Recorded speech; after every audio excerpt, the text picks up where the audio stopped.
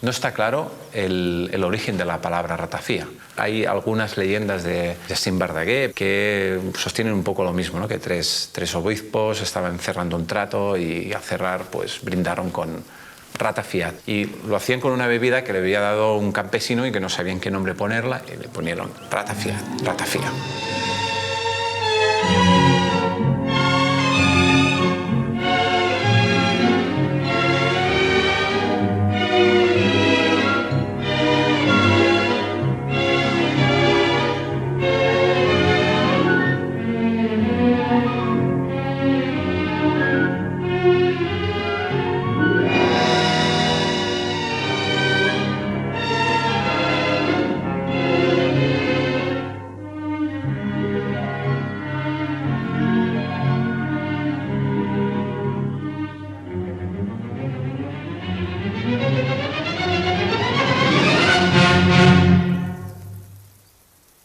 Somos de aquí, entonces la ratafia tendría que tener gusto del paisaje, de las personas, del carácter. Orégano,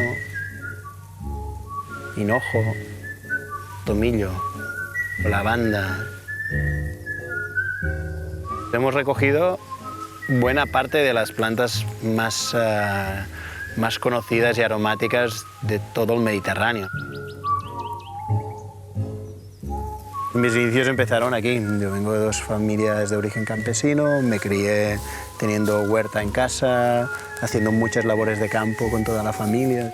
Mi abuelo se rompió la cadera y pues yo era su bastón, le acompañaba y él me enseñó a poner colores a lo que estaba viendo y siempre digo que a formar parte del paisaje y viendo cómo la vida la podíamos dominar en forma de cultivos. Tú ves a tu madre haciendo la ratafia, ella la ha visto de su abuela, o tú has hecho ratafia con tu abuela, la haces como ella la hacía porque la acompañas a buscar las hierbas.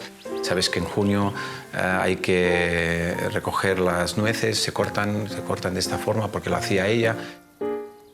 Y en el siglo XVIII-XIX, aquí en Cataluña vive la época dorada del aguardiente, la famosa frase de Reus, París, Londres. La gente empezó a destilar, a aprender a destilar.